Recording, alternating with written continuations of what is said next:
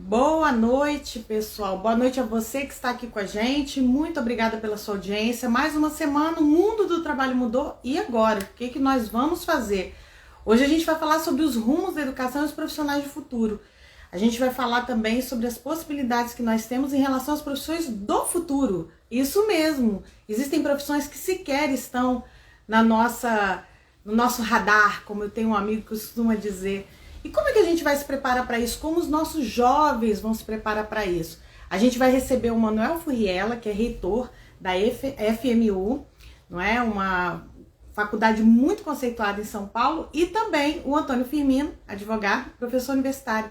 O Manuel, ele é reitor e vai falar para a gente quais são os rumos que a educação está tendo com essa pandemia, principalmente, porque a gente sabe o quanto isso impactou não apenas os estudantes que já estão cursando tanto a graduação como após ensino básico, o fundamental e o médio, mas também para aqueles que porventura ainda não estão pensando como será o futuro. Tem que pensar rápido, gente, porque o negócio está mudando muito depressa.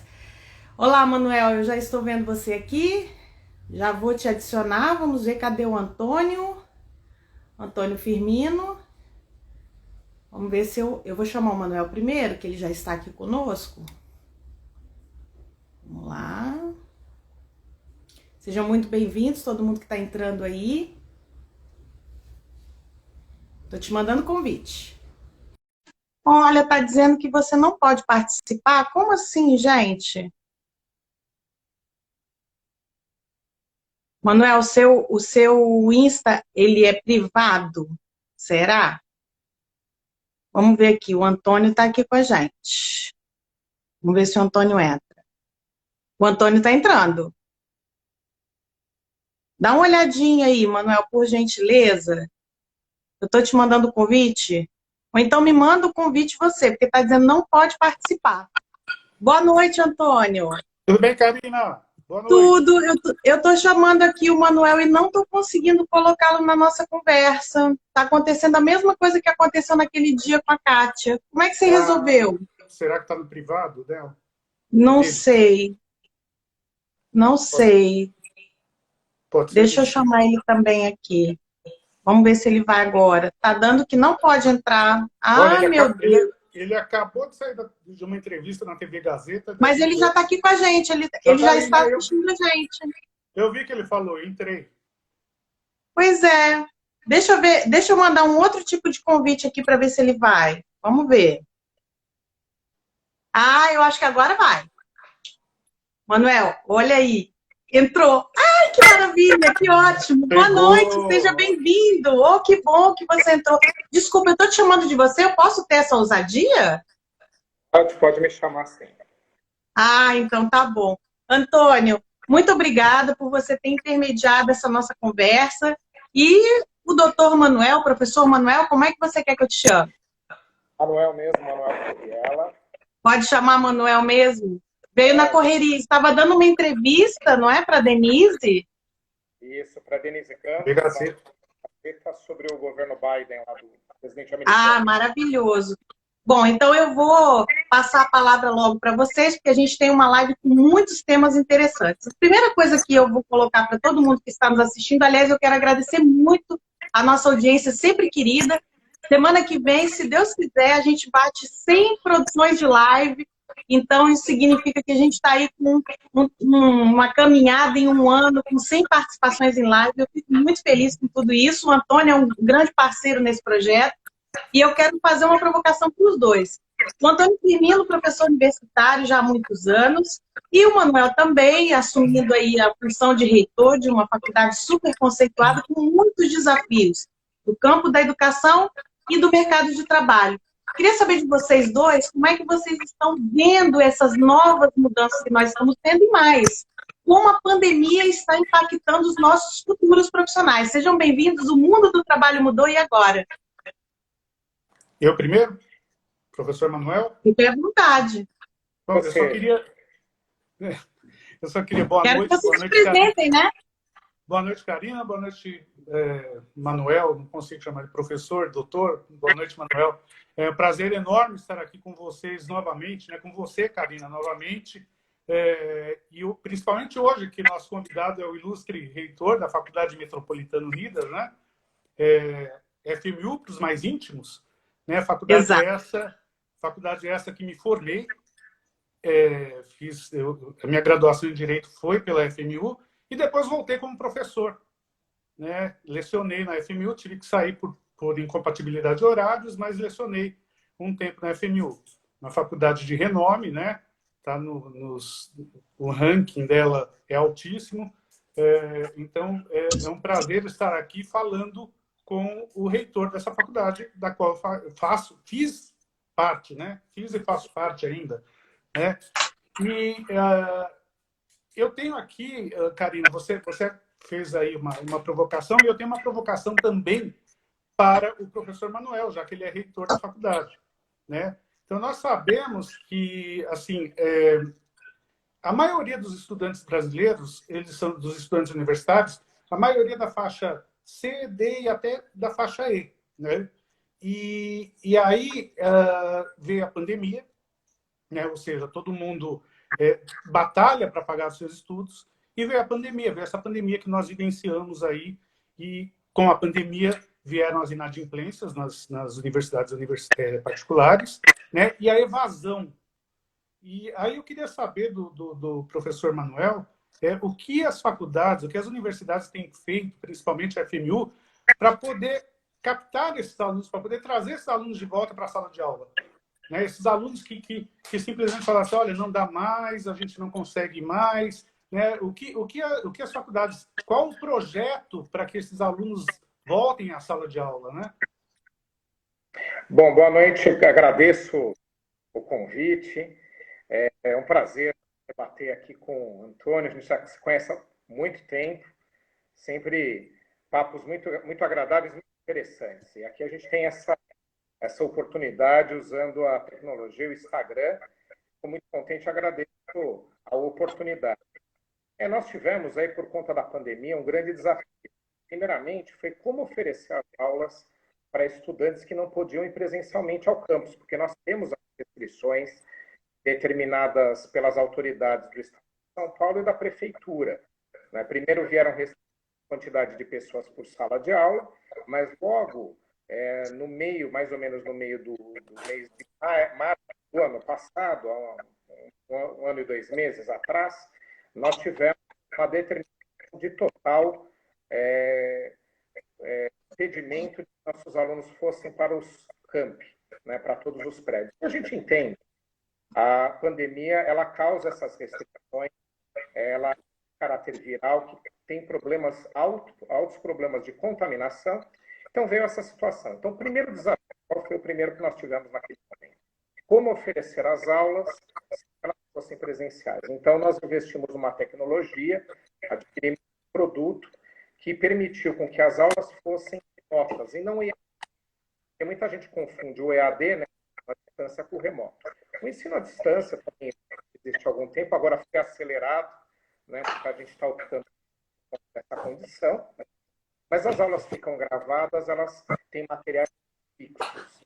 As aulas remotas que a gente está fazendo, elas precisam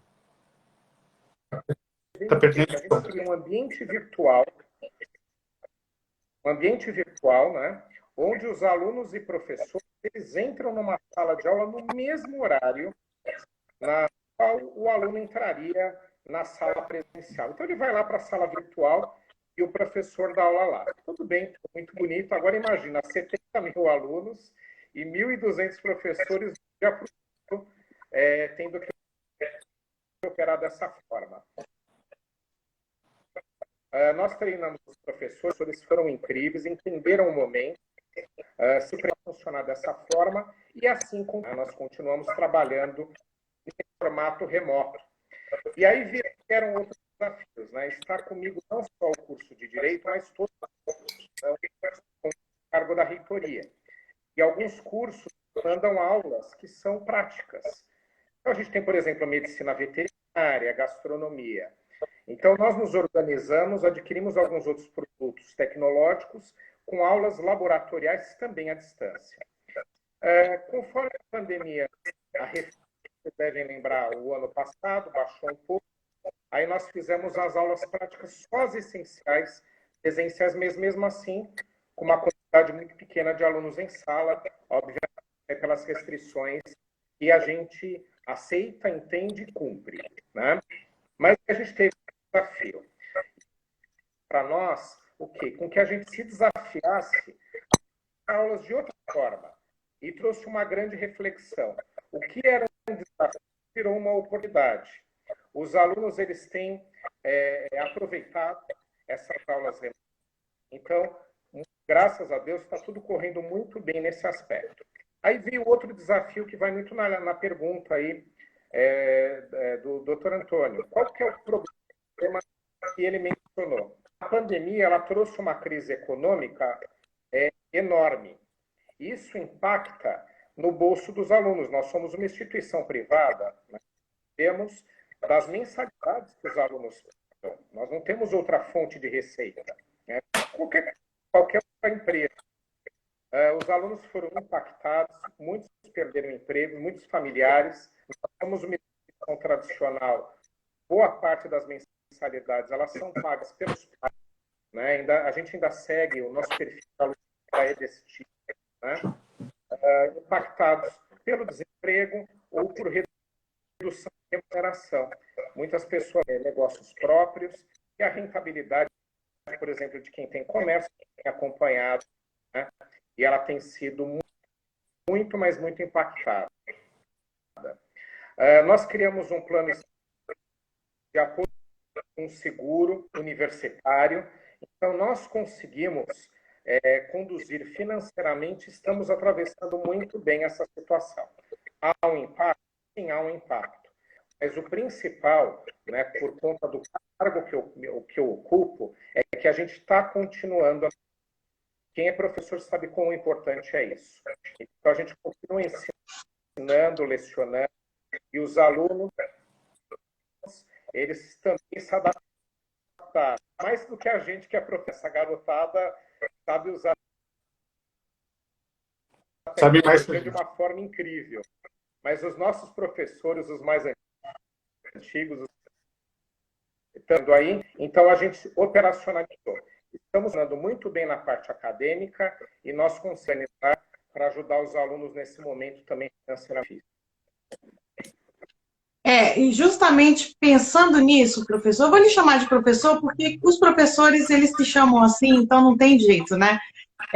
Professor Manuel, pegando um pouco esse link, eu não sei se só eu que estou com problema no som, eu ouvi um pouco picadinha a sua fala. Está cortando um pouquinho, Manuel. Cortando um pouquinho. Está cortando, né?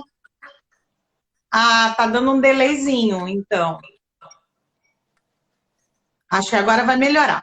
Mas, de qualquer forma, eu trouxe alguns dados. Eu sou pesquisadora em qualidade de vida no trabalho. E sou professora já há 17 anos, professora universitária, sou professora de pós-graduação. E nós estamos percebendo uma invasão gigantesca, que vai dentro daquilo que o senhor acabou de colocar. Quer dizer, a gente percebe que os alunos, infelizmente, não estão tendo capacidade econômica para continuar os seus estudos. No ano passado, os dados apontam que do ano passado, 2020 para 2021, nós tivemos uma evasão de 4 milhões de pessoas no ensino global, ou seja, desde as séries iniciais até a pós-graduação. O que significa um impacto muito grande em matéria de produção de ensino, também científico, no campo profissional. Então, a gente vai ter um gap aí, um grande buraco no quesito mercado de trabalho, profissionais que tenham a necessidade, as habilidades, as competências necessárias para desenvolver suas questões profissionais. E pensando um pouco nisso, a graduação e a pós, eles tiveram números altíssimos. A graduação em torno de mais de 16% de evasão e a pós-graduação mais de 9%, pós-graduação como um todo. É interessante essa sua atitude e a atitude da FMU em fazer com que o aluno... Opa, Manuel, ele caiu aqui. Deixa eu chamá-lo de novo, porque sem ele não vamos ter a resposta. Vamos ver o que aconteceu com ele. Só um minutinho, gente. Essa internet, nas quintas-feiras, de vez em quando, ela dá uma louca aqui. Vamos lá. Convidar ele de novo. Mas aí eu vou continuar a pergunta, que com certeza ele deve estar acompanhando. Interessante, né, Antônio, como ele fez essa proposta de resgate econômico dos alunos que estavam Exatamente. em inadimplência, né? Você podia até falar um pouco sobre isso, porque você tem tido algumas ações também nesse sentido como advogado, né? Você sabe que são dados, eu vi uma pesquisa do sindicato dos mantenedores das universidades privadas, né, falando justamente sobre a evasão e sobre a inadimplência. Né? Então, foi exatamente isso que eu perguntei. Né, Ótimo, já voltou. Agora voltou bem. Professor, eu vou só finalizar, Antônia, a minha pergunta, só para poder a gente aproveitar que a imagem agora voltou com tudo, professor Manuel. Eu falava justamente sobre esses dados, né? Saíram dados recentes, o senhor, como reitor, deve saber que isso impacta muito. 4 milhões de pessoas no Brasil, num universo de mais de 230 milhões de pessoas que desistiram ou tiveram interrompido seus estudos. Lá no futuro, que não é tão futuro assim, nós vamos ter um gap de profissionais com a capacitação necessária. E aí, pensando nisso, a gente tem a graduação com mais de 16% de evasão e a pós-graduação com mais de 9%. Isso representa, no total, 25%, gente, de pessoas que, infelizmente, tiveram seus estudos interrompidos. Porque também temos instituições que não têm a possibilidade de fazer uma logística econômica como vocês fizeram. Pensando nesse sentido, como é que o senhor visualiza esses profissionais de futuro com esse gap que nós vamos ter durante esse processo pandêmico e já estamos aí no segundo ano? Como é que as faculdades estão vendo isso? Não, realmente a gente vai ter um gap de formação no Brasil, infelizmente, em vários países, né? Mas aqui a gente analisa mais o nosso caso, vai ser importante. E a gente está aqui falando, obviamente, do universitário, mas que usa a escola de ensino público para o fundamental, para o ensino médio, então, nós vamos ter um caso aí de, talvez, de uma geração de formação. Nós já somos um país onde, apesar de o ensino ter sido uniformizado ali mais ou menos no meio dos anos 90, né, nós tivemos um processo que melhorou a qualidade do ensino. E agora nós temos um impacto onde o estudante não consegue acompanhar à distância, ele não tem recursos, a qualidade também não é boa, então nós vamos receber no esses estudantes com gap, com problema de formação no ensino. Né? Então nós temos duas ondas de impacto sobre o ensino superior. Nós teremos essa futura dotada, que teve prejuízo de formação agora no ensino médio, chegar ao universitário, porque nós todos aqui que damos aula sabemos que chegam muitos fracos, né? Infelizmente, por deficiências do ensino do Brasil. Então, a gente imagina esse impacto. Agora, diretamente aos nossos que são universitários, nós acreditamos que vai haver aí um atraso de formação. Esses que não conseguem ficar financeiramente com a continuidade dos estudos e que são de instituições, não como a nossa, que é mais estruturada, eu concordo com você, pelo perfil do aluno, uma condição econômica melhor, e nós pudemos também oferecer um suporte, mas não vão ter esse cenário. Então, eu acredito que a gente vai ter um atraso na formação da maior parte desses profissionais.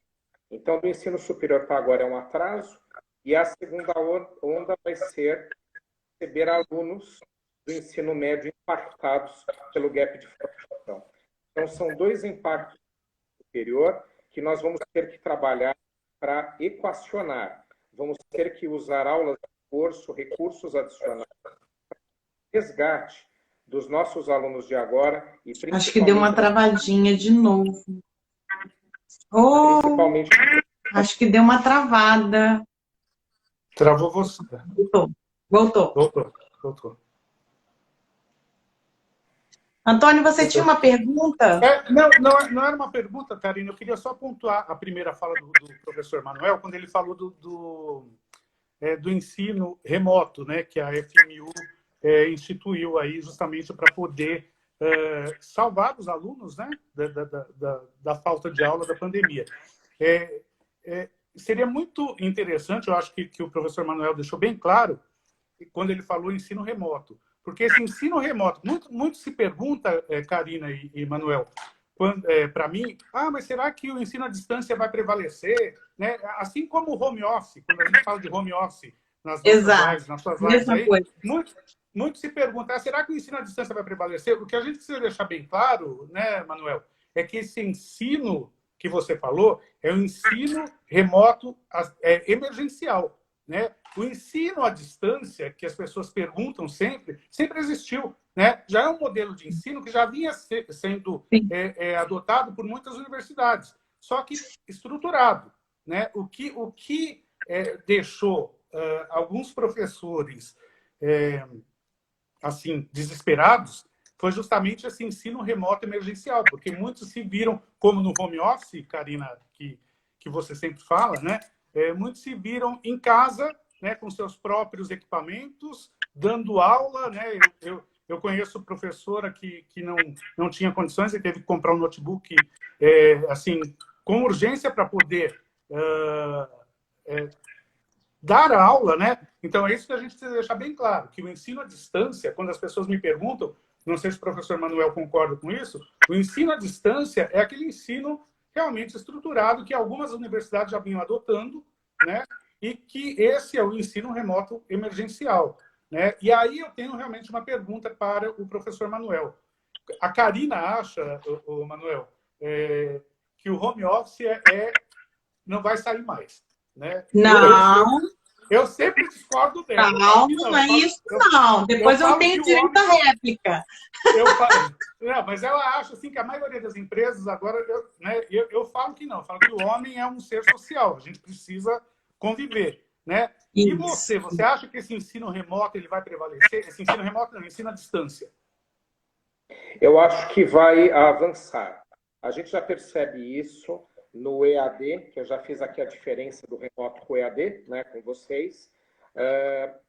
Há uma tendência dos estudantes de procurarem formas mais fáceis, principalmente em grandes cidades aqui em São Paulo, né? Há uma comodidade de fazer em casa, estudar em casa, de não ter que se deslocar numa cidade maluca, né, de trânsito, isso como São Paulo, transporte público também ainda deficiente. Então, eu acredito que vai favorecer essa antecipação. E é uma tendência que grandes países já adotaram. O Brasil estava um pouco atrasado, né? Então, a pandemia ela vai mudar comportamentos, vários, né? Só está analisando alguns aqui. Vai ter efeitos psicológicos na sociedade, a gente sabe disso, né? Tem gente falando várias questões envolvendo impactos, né? Por conta da pandemia, do isolamento social. Mas eu acredito que a pandemia melhorou as ferramentas de ensino à distância para acelerar o processo que se tornou necessário para muitos estudantes terem acompanhar os seus estudos, seja no EAD, seja no remoto. E o que a gente vai ter aí? Uma evolução desse sistema. Eu acho que as instituições de ensino vão investir mais, que a qualidade seja ainda melhor. Temos muitos instrumentos, ferramentas tecnológicas mundo afora, que o Brasil ainda não estava utilizando. Por exemplo, aulas laboratoriais. Eu mesmo tomei conhecimento de aulas laboratoriais e positivamente como elas são funcionais. Coisa que a gente não conhecia muito. Então, eu acredito que, sim, vai haver uma onda de favorecimento ao ensino à distância por conta das pessoas apostarem mais, entenderem melhor como funciona o de ensino. E você acha, Manuel, que haveria uma distinção no mercado de trabalho para o aluno que faz o ensino, né, que faz a sua universidade, à distância, para aquele aluno que faz presencialmente? Eu acho que não, porque, bom, primeiramente que documentalmente não pode haver distinção. Tá. Você faz um curso universitário, o diploma, né, o certificado de conclusão e depois o diploma, eles são documentos idênticos, né? A identificação, se foi ou não ensino superior, ela é uma distância, ela é uma identificação que talvez aconteça numa entrevista, né? Mas propriamente vai se apresentar num currículo ou vai ter que se colocar no diploma, porque não há essa questão, né? Então, eu acho que assim como mentalmente não há, e como os estudantes começarem a entender melhor, os professores aprenderam melhor a trabalhar, porque a gente teve que fazer aceleração tecnológica por conta da pandemia, assim como a isso, eu acredito que também o mercado de trabalho vai melhor. ele vai perceber que há possibilidade de uma excelente formação à distância. Então, acho que o mercado de trabalho ele se adapta, ele segue as tendências. E nós temos uma tendência de favorecimento do ensino à distância. Não acho que vai deixar de existir o ensino presencial. Não acho, não acredito nisso. Eu acho que vai ter os dois convivendo, mas vai haver, sim, uma aceleração da qualidade e da maior percepção do ensino à distância, seja remoto, seja o EAD. Eu vou fazer um link. Eu vou fazer um link, Antônio, se você me permite, com relação à tua fala e com relação à fala do professor Manuel, quando você disse justamente sobre o que eu acredito. Na verdade, há um ano atrás, professor Manuel, quando eu comecei essas lives, vão fazer um ano agora, dia 8 de maio. As pesquisas apontavam que as empresas, elas realmente iriam regredir na questão presencial, primeiramente pelos custos e pela questão do contágio. Num segundo momento, pelos custos, já que a gente sabia que as pessoas teriam dificuldade para voltar. Então, nós tivemos várias síndromes ocupacionais que foram desenvolvidas, a síndrome de burnout, a própria síndrome da cabana, ou seja, pessoas que não queriam mais voltar para o seu espaço. Nós tivemos muitas pessoas que pediram demissão, inclusive, por não quererem mais voltar para o espaço físico. Olha, se for para o espaço físico, eu não quero mais trabalhar aí. Então, por conta disso, realmente, eu concordo com o Antônio, que no começo, lá bem no começo da pandemia, um ano atrás, a gente tinha um panorama. No decorrer da pandemia, a gente percebeu que esse processo ele foi modificando-se. E eu, enquanto pesquisadora, eu tenho que me adaptar àquilo que os dados me oferecem. O que a gente começou a perceber? 40% das empresas estavam já optando pelo sistema de teletrabalho à distância ou home office, ou seja, a pessoa também poderia optar por voltar ou não, caso a empresa voltasse para o espaço físico. Hoje, nós já sabemos que a tendência do futuro é o híbrido. E eu acredito que, assim como o professor Manuel falou sobre essa convivência do ensino à distância com o presencial, Antônio, o trabalho também vai passar por esse processo. Quer dizer, a gente sabe que o híbrido vai ser o grande vilão das empresas, porque muitas realmente não querem voltar pela questão econômica para o espaço físico. Grandes corporações devolveram prédios inteiros. Isso significa que eles não vão mais voltar. Então, a gente sabe, sim, que o ser humano é um ser social, que ele precisa conviver, assim como na educação, que é o nosso primeiro momento profissional, onde a gente está naquele processo de formação. Eu acredito que a educação ela vai absorver, como o professor Manuel bem falou, e a gente vai ter que aprender a conviver dentro da graduação com essa realidade, da pós e depois no mercado de trabalho de forma híbrida. Ele parou só para mim ou foi geral, gente? Eu acho que ele caiu de novo. Ai, gente, não acredito. Mas então, Antônio, enquanto ele retoma, eu vou fazer uma pergunta para você. Você, enquanto professor de graduação, já com muitos anos aí... O entrevistado é o professor Manuel, né? Pois é, mas aí eu passo a pergunta para você e aí a gente desenvolve quando ele voltar. Pode falar. Sala de aula. Você, nesse período da pandemia, você teve aí um breve afastamento. Ele caiu de novo, eu vou trazer ele de volta. Porque aí eu tenho que trazer ele de volta, gente, desculpa. Nesse período da pandemia, você teve aí um breve afastamento de sala de aula, mas já está voltando, se Deus quiser. Como é que você está vendo os professores? Você tem uma filha que está estudando à distância. Como é que você está vendo, não só com relação à nossa queridíssima Maria Clara, mas como você está vendo, assim, no geral, o que as pessoas estão falando? Como é que você está visualizando a questão dos professores? Porque os professores estão se sentindo super acuados com essas novas tecnologias, né? Olha, Karina, tem professor, a professora, já que você falou, né, a professora da Maria Clara é a mesma do ano passado, né? Nós até agradecemos, porque a escola deixou a mesma professora. Sabe aquele bordão do Faustão que fala se vira nos 30, aquele quadro que tinha no Faustão, se vira nos 30? A professora se virou nos 30, passou todo o conteúdo, foi assim uma coisa extraordinária. Porém, eu vejo alguns professores reclamando, sofrendo assédio moral, aquilo que nós já conversamos muito, né, sobre isso, professores adoentados, justamente por causa do trabalho, né, maçante que estão tendo, porque tem que fazer relatório, coordenador toda hora pedindo os relatórios, pedindo satisfação mesmo, né? Então, realmente, realmente tem professores que deram conta do recado, estão dando conta do recado, e tem professores que estão ficando doentes justamente por causa da pandemia, aquilo que nós falamos lá no começo, né? Sim. Olha, eu já convidei o professor Manuel para voltar, ele falou, eu pedi para reingressar, eu já mandei convite, o convite voltou, eu já chamei aqui e ele simplesmente não consegue entrar, gente. Oh, meu Deus, a gente está aqui tão feliz com o professor Manuel e com a Antônia, é tão difícil juntar duas pessoas numa Talvez, live, e aí acontece isso. olha só, a Anete Corrêa falou assim, alguns professores estão fazendo mágica. É verdade, alguns professores estão fazendo Sim, mágica, né? olha, tá dando aqui para mim que ele não pode entrar. Vou tentar, ó, já é a quarta vez, professor Manuel, que eu estou mandando convite. Está dizendo que o senhor não pode entrar. A gente teve também um comentário aqui, se eu não me engano, foi do Mário. Deixa eu ver aqui.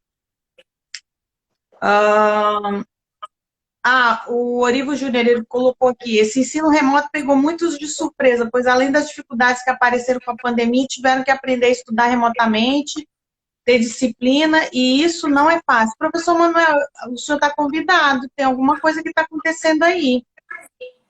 Já está aparecendo aqui para mim como convidado, só não está entrando, mas está como convidado. Karina, aproveitando enquanto o Manuel não entra, né? E respondendo aí, esclarecendo o que o Orivo falou, né? E foi aquilo que nós falamos ali com o professor Manuel, né? Diferenciar esse ensino remoto emergencial do estudo à distância, né? Sim, claro. Esse ensino remoto diferencial realmente veio e fez assim grandes estragos tanto na vida do aluno quanto na vida do professor, né? Esse emergencial. Mas o ensino à distância é a diferença do teletrabalho e do home office, né? O ensino à distância é estruturado, né? Eu me lembro uma universidade que eu dei aula, o ensino à distância, por exemplo, tinha um estúdio para você fazer as gravações de aula, né? Então, não era você pegar o seu celular, levar para casa e falar assim, olha, hoje eu tenho aula de Direito Internacional, vou dar aula de Direito Internacional, né, na frente da tela do meu computador. Não, tem um estúdio, então é estruturado, né? Não é assim como foi feito por causa da pandemia. A gente tem que pensar que foi uma situação atípica, né? Sim, claro. Inclusive, tem muita gente falando aqui, Antônio, até o Mário mandou uma pergunta, como superar todos esses desafios assim, da educação.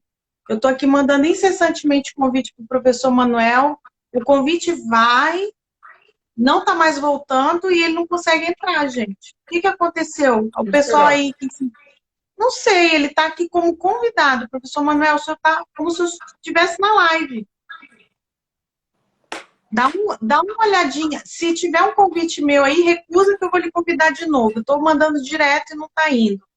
Olha, Mário, eu vou te dizer uma coisa, assim, respondendo no lugar do professor Manuel, que responderia isso com muito mais garbo e elegância, a gente tem que se adaptar mesmo, assim, os desafios eles acontecem. Ano passado, eu tive a experiência de fazer uma aula que seria presencial teletransmitida. Quer dizer, metade da turma na sala e metade da turma assistindo por um vídeo. Para mim foi um desafio, porque eu nunca tinha feito isso, mas as lives me ajudaram muito. Então, eu ministrava o conteúdo para os alunos ali de sala e tinha um Big Brother aqui, assim, na minha cara, bem assim em cima, e eu não sabia para onde eu tinha que olhar exatamente, mas depois de um tempo, mais ou menos uns 10 minutos, você se adapta. Então, a grande questão é, será que teremos estrutura para poder suprir as demandas dos professores? Essa é a questão, porque são questões psicológicas, os professores estão acabados, estão trabalhando muito, muito mesmo. Inclusive, quando eu falo muito, gente, é porque, além da sala de aula, o professor ainda está exercendo o papel de psicólogo, pedagogo, apoio, etc., porque ele está fazendo tudo praticamente sozinho e correndo risco, porque muitos professores já estão voltando para a sala de aula. Olha, eu vou mandar professor Manuel de novo. Estou mandando. Toda hora eu estou mandando. Volta, eu mando de novo. Uma hora vai, igual naquele horário. Ana Paula, oi Ana Paula, olha, ele voltou. Ela colocou aqui, penso que os cursos de formação de professores, eles precisam passar por uma reformulação com essa tecnologia digital de informação e comunicação, né? Essa transformação toda. Professor Manuel, que bom que o senhor voltou, porque eu estou perdida aqui com tanta gente me fazendo pergunta para o senhor. Eu e o Antônio estamos tentando responder, mas não estamos com tanto garbo e elegância, hein? Não nos deixe, Manuel, a estrela da noite é você. Professor Manuel, já vem um desafio aí para passar para o senhor. Olha só, o Mário, ele perguntou o seguinte, eu já dei até a minha resposta. Ele perguntou como superar todos esses desafios. São muitos desafios para que a gente tenha bons profissionais no futuro. Como é que a gente pode pensar em possibilidades? Aí vem uma segunda pergunta, eu já vou fazer as duas, porque elas se conectam. A Ana Paula, ela é professora lá da Universidade Federal do Pará, está aqui com a gente, e ela colocou essa reformulação curricular da formação dos novos professores. Quer dizer, a gente tem professores que não estão realmente conseguindo se adaptar. E essa transformação digital, ela veio de uma vez só. Por mais que a gente já tenha o EAD, muitos professores nunca tinham atuado nesse segmento, e a gente sabe que hoje esse ensino remoto, ele se diferencia do ensino à distância, porque o ensino remoto emergencial foi para sanar uma questão da pandemia. Agora ele passa por uma migração, porque talvez muitos alunos não queiram mais voltar para o presencial. Como é que a FMU está vendo isso? Como é que o senhor, enquanto reitor, consegue vislumbrar esse cenário? Passe isso para a gente, por favor. Bom, o que a gente tem apostado é no treinamento dos professores, a utilização dessas novas tecnologias. Os professores realmente não estavam preparados, o Brasil não passou por essa, e agora, aceleradamente, vai ter que fazer. Então, eu acho que esse processo ele vai ser o de grande aprendizado. Então, treinamento é a palavra-chave para que a gente prepare esses profissionais, né? Até porque vai haver uma demanda de mercado, os estudantes já se adaptaram, muitos deles criaram aí agora nesse ano tecnológico, então a gente vai ter que atender a fatia do mercado, mesmo após o final da pandemia. Então, preparar esses profissionais. Tem um outro ponto que a gente vai encaixar junto nessa preparação, e que não é muito falado na pandemia, mas é uma questão contemporânea. É a mudança no mercado de trabalho. Nós temos alguns estudos prevendo que as carreiras do futuro, elas serão completamente diferentes. Sim. Nós, entre as... pegar as 10 principais carreiras do futuro, 6 são carreiras que não existem hoje em dia. E várias carreiras, elas vão desaparecer, né? Nós temos, quem é de direito do trabalho, o desemprego cultural, que é aquele desemprego por carreiras, funções que não existem mais, né? Funções por conta de desenvolvimento tecnológico, né? Por exemplo, a questão de datilógrafo, né? Alguns papéis que ficaram no passado. E agora, além disso, a gente tem que imaginar como preparar a garotada para o mercado de trabalho, onde as profissões serão outras. Né? Nós vemos aí, tem até profissão youtuber, imagina, uns anos atrás, né? Tem pessoal bem com essa profissão aí, né? Então, melhor às vezes do que apresentadores de televisão. É engraçado. Teve uma mudança incrível, vai de 180 graus. Então, nós estamos encaixando uma outra mudança. A gente está fazendo uma reflexão de mudança de currículo, não só para adequar os profissionais, né, os nossos estudantes, a uma formação de ensino à distância, vários deles por isso, mas também imaginando novas carreiras. Né? Então, a gente tem que reformular. Hoje mesmo, né, foi engraçado, a gente teve uma discussão, na FMU a gente tem um curso muito tradicional, muito bom, que chama Rádio TV, né? Super bom, forma técnicos, a gente forma pessoas gabaritadas para dirigir os programas. Aí a gente mudou o nome, agora vai chamar Rádio TV Internet, o nome do curso. Olha!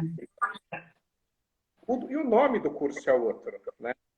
Então, imagina um curso que fez agora 20 anos, tradicional, bem conhecido no mercado, e ele se reinventou. Então, resumindo, a gente tem que preparar os profissionais, os professores, para os desafios de usar as ferramentas e reinventar os nossos cursos para profissões que futuramente vão surgir. Sim. E outras, infelizmente, elas vão deixar de existir. Exatamente. E dentro dessa linha de raciocínio que o senhor colocou, tem muito a ver com a pergunta que eu iria fazer, mas o senhor já me respondeu. Existe uma diferença entre os profissionais do futuro e as profissões do futuro. Porque os profissionais do futuro são esses que hoje estão no mercado de trabalho, pessoal, e que precisam se adaptar a todas essas mudanças que vão acontecer perante o futuro. Por exemplo, a gente sabe perfeitamente que caixa de supermercado é um segmento que, vamos combinar, daqui a pouco tempo não vai mais existir, pelo fato de termos aí empresas que estão investindo maciçamente em formas tecnológicas de autogerenciamento. O pessoal vai lá, pega o produto, passa na máquina e vai embora. Não tem ninguém no supermercado. Esse é um grande exemplo. Diferentemente, são as profissões do futuro. Então, o professor Manuel foi muito feliz quando ele fez essa colocação, porque eu conversava aqui com o Antônio enquanto o senhor, a internet não nos possibilitou a sua presença, dizendo justamente o quanto a professora da Maria Clara, que é uma menina da geração milênio, está sendo já preparada, né, Antônio? Você podia resgatar essa fala para poder o professor Manuel se colocar e ver o que ele pensa a respeito disso, e aí você faz a sua pergunta. Eu faço minha pergunta. Então, a Karina havia me perguntado, Manuel, quando você saiu, né, como a Maria Clara estava, como estava sendo a aula da Maria Clara, né, justamente por conta da pandemia. A professora dela do ano passado é a mesma desse ano, professora excelente, excepcional, e foi aquilo que eu falei para a Karina, como diz o Faustão, se virou nos 30, deu todo o conteúdo, entendeu? A Maria Clara não deixou de ter aula um dia sequer, né? Então, realmente é o que estão falando aqui nos comentários, os professores se reinventando. Aí, aproveitando a fala do Manuel, né, sobre essas novas ferramentas, ele até falou assim que tem profissões de youtuber e tal. Tudo isso por quê? Por causa da tecnologia. Aí eu tenho uma pergunta para fazer. A tecnologia, será que não emburrece também o novo profissional, esse profissional do futuro? Veja só, vou falar por mim, aqui agora como professor. Eu dei aula, né, tanto na FMU quanto em outras universidades, de prática jurídica. Prática jurídica, o professor Manuel sabe como é, a Karina sabe como é, também fez direito, né? Você dá um tema, você dá um problema e os alunos trazem para você a petição para você discutir e corrigir. Quando os alunos te trazem a petição, você entra na internet, a petição está todinha pronta lá na internet. Ou seja, as pessoas não escrevem mais, as pessoas não leem mais, as pessoas não pensam mais, né? Então eu tenho um pouco de receio, um pouco de medo desse profissional do futuro, né? O que vocês acham sobre isso? Professor Manuel, por favor, depois eu falo.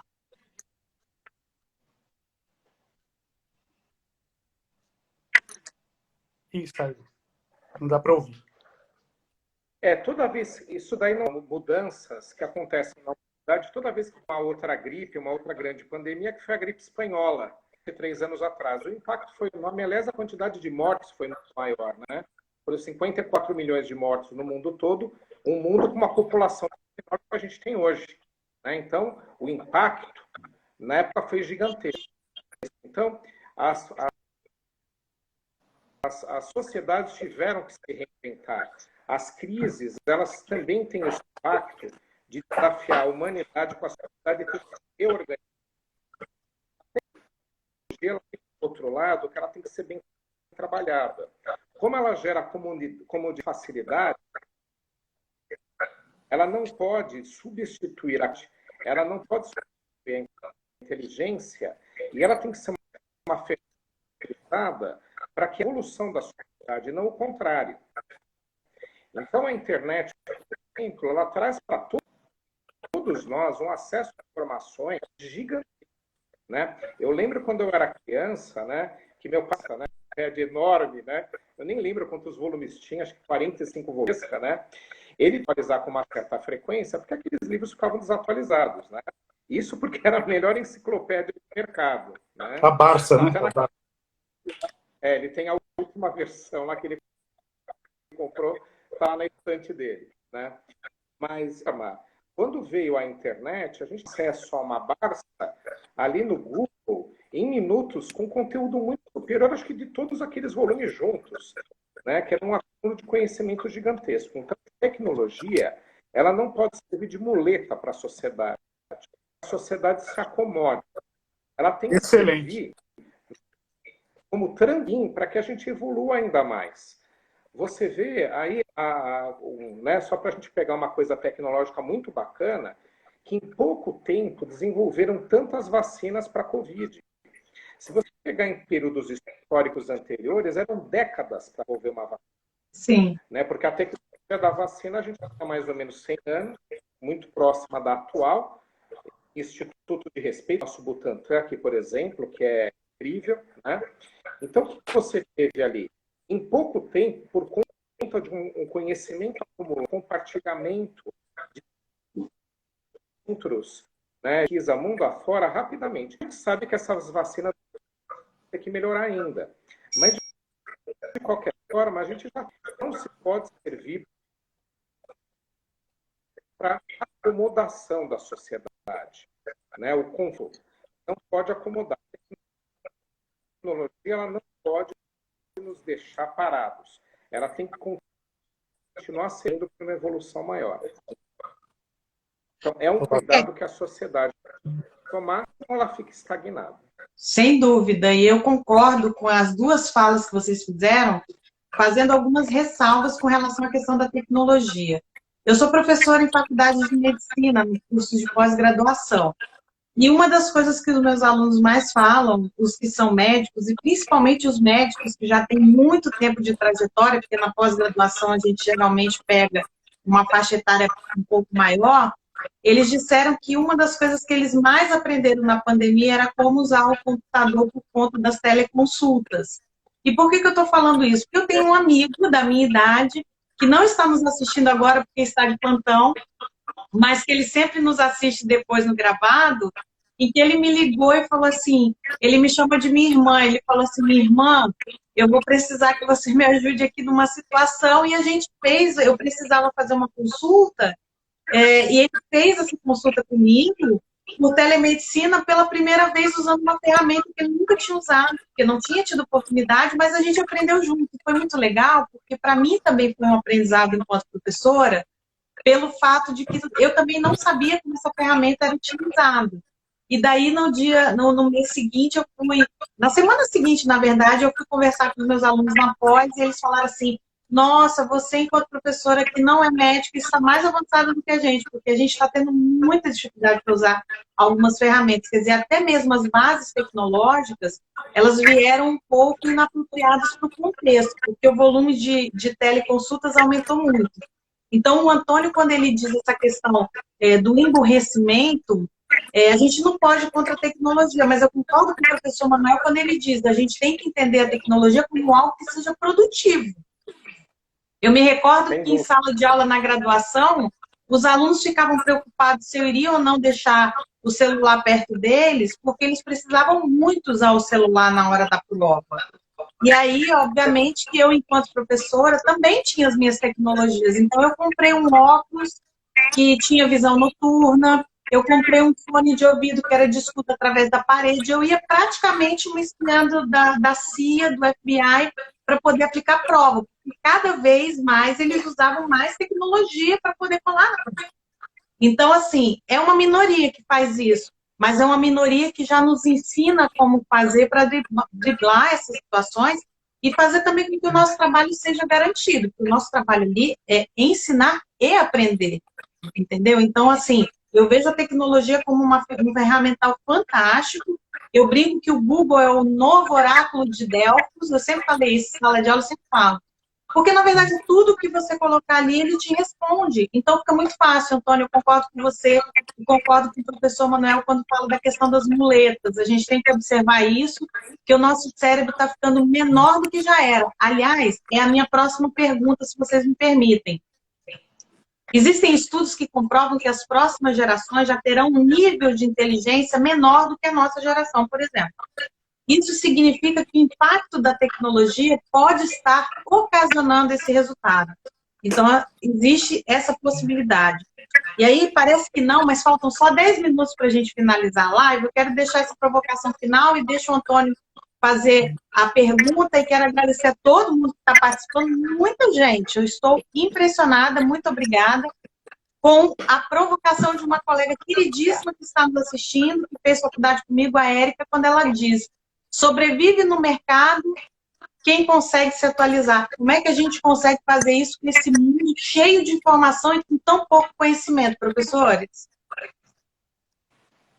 Atualização é tudo, né? Atualização, se você realmente não se atualizar em todas as profissões, tanto medicina, direito, a própria pedagogia, né? Se você não se atualiza, você fica para trás, com certeza. E é interessante, né, essas questões tecnológicas também, por conta de que você, às vezes, não utiliza as ferramentas todas e só utiliza em caso de necessidade. Essa questão que vocês falaram de home office, né, que é muito utilizada agora, já era uma expressão estudada no direito brasileiro que chamava teletrabalho. Existe uma reportagem no jornal Folha de São Paulo da virada do milênio, do dia 1º a 2 de janeiro do ano de 2000. Eu localizei nos arquivos, eu tinha aquele jornal por outro motivo, né? E aí eu estava organizando as minhas coisas e eu olhei lá, tinha uma reportagem de teletrabalho. Foi curioso, né? No ano de 2000, faz 21 anos, que tinha uma reportagem sobre teletrabalho.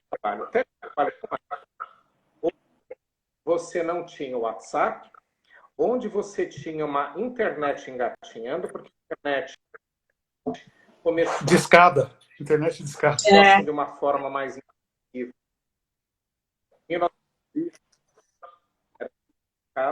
Em 1996 começou a internet. E no ano de 2000 ela ainda era muito atrasada, perto de hoje. E já na época já se falava em teletrabalho, né, da utilização daquela tecnologia. Então precisava 20 anos, vir uma pandemia, para que a gente acelerasse um processo que muito provavelmente já na época podia ter sido feito. Então eu acho que a tecnologia ela tem esse risco, ela não pode servir de muleta, mas eu acho que como a humanidade, de tempos em tempos, ela é demandada, seja lá qual for a do momento da pandemia, a gente teve que oferecer para os estudantes a oportunidade de estar em casa, porque senão eles iam ficar 2 anos, porque a gente está aí caminhando para 2 anos dessa pandemia. Então, como é que a humanidade para completamente suas atividades profissionais, por conta do trabalho em casas acadêmicas, que é o principal foco aqui da live, né? Não, a jeito. Então, o desafio fez a gente acelerar vacinas, o desafio fez a aula em casa e tivesse ferramentas que fizesse, por exemplo, aula. Então, eu acho que a gente também tem que imaginar quem vai resultados e dos problemas usando a tecnologia e nos sacode e nos tira do comodismo. Então, tem o receio sempre, todos nós, que a tecnologia chega um momento que ela nos acomode, mas eu acho que as demandas da sociedade atual, da sociedade moderna, vão fazer com que a gente se recicle e a gente continue avançando com a tecnologia. Então, eu acho que a muleta é temporária. Por exemplo, esses desafios ambientais atuais, a gente continua com as discussões, não é? Mudanças climáticas. Vocês vejam que em 1982, quando teve aqui no Rio de Janeiro a reunião de mudanças climáticas, né, que é 2, começaram a discutir mudança climática, mas nenhum país tinha peito de com seriedade de emissão de poluentes. Vocês sabem por quê? Porque não tinha tecnologia para reduzir o poluente. Na época, para reduzir a emissão de gás, era parar de usar carro, era parar de poluir, parar as fábricas. Hoje em dia, não. Hoje em dia você tem carro elétrico, ou seja, não precisa continuar emitindo poluente. E você tem possibilidades tecnológicas para que as fábricas continuem as suas atividades. O crescimento econômico venha. Desenvolvimento sustentável, né, que os ambientalistas falam. Então, eu acho que quando vem a crise, a gente também se acomoda não. A gente também se desafia e a gente constrói. Então, eu acho que a gente não vai acomodar as tecnologias. Eu sou otimista da humanidade. Você sabe que eu vou começar a utilizar a fala do professor Manuel agora nas minhas aulas de prática. Tecnologia não pode servir de muleta. Achei excelente. Maravilhoso. posso fazer uma provocação aqui, Karina, rapidinho? Nós temos 4 minutos, então eu posso te dar então, um minutinho, o professor responde um minutinho e encerra, pode ser? Voltando para o assunto da nossa live, que não é tecnologia, e sim sobre as universidades, né? Nós sabemos aí que grandes grupos estrangeiros, Manuel, compraram aí as universidades, algumas universidades, inclusive a FMU foi adquirida por um grupo estrangeiro. Eu queria saber o que de positivo, né, você vê nisso para os alunos e para os profissionais, para os estudantes. Existe intercâmbio com faculdades no exterior? O que vocês fazem de positivo com essas aquisições? Bom, o grupo da qual fazemos parte é um grupo muito sério. Ele é dono de diversas instituições no mundo e aqui no Brasil. Nós temos padrões internacionais a seguir. Então, houve uma padronização internacional muito importante, até mesmo porque as certificações elas são exigidas, né, para que nossos alunos irem para o exterior e a gente possa receber. Então, houve sim um ganho muito representativo, tecnológico, inclusive, de qualidade do ensino. Por quê? Porque nós pudemos trazer melhores práticas de outras instituições no exterior. Quando você tem essa interlocução, esse diálogo, a possibilidade de, no mesmo grupo, dialogar com instituições dos estados do Brasil, até porque o Brasil é um continente só, é melhor do que a Europa, muita gente esquece, ocidental. Então, o que acontece? A possibilidade de discutir melhores práticas, as definições, e nós podemos. Então, eu vejo de uma forma muito positiva, para as nossas práticas, para os nossos estudantes e professores. Ótimo.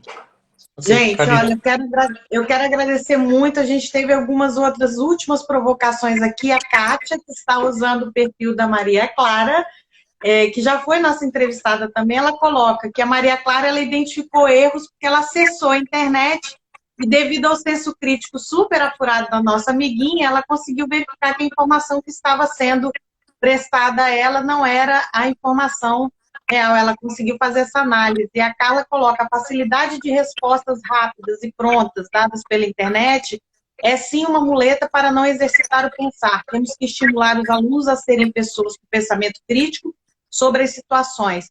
Muitos professores, muita gente aqui parabenizando a live. Eu quero agradecer, professor Manuel. É uma pena que a internet não nos ajudou, mas, enfim, não detém esse poder, né? A gente já teve várias situações aqui, inclusive com o Antônio foi testemunha, live que caiu, o convidado não conseguiu voltar, mas isso não é exclusividade de Carinho no Show, isso aí acontece até com os muito, muito famosos e com as poucas famosas também. A Ana Paula fecha aqui dizendo que a educação está completamente enraizada, esvaziada, perdão, de visão crítica, e fala sobre a questão do incentivo, né? Então, a gente precisa continuar incentivando aí os nossos jovens, os nossos profissionais a atualizarem o tempo inteiro. Isso é fundamental para que a gente também tenha um bom gestor que possa ter uma qualidade de vida para ofertar para os seus pares, que é isso que eu defendo muito em todas as minhas lives. Professor Manuel, muito obrigada. Muito obrigada ao Antônio, que convidou o professor Manuel, que é um queridíssimo parceiro.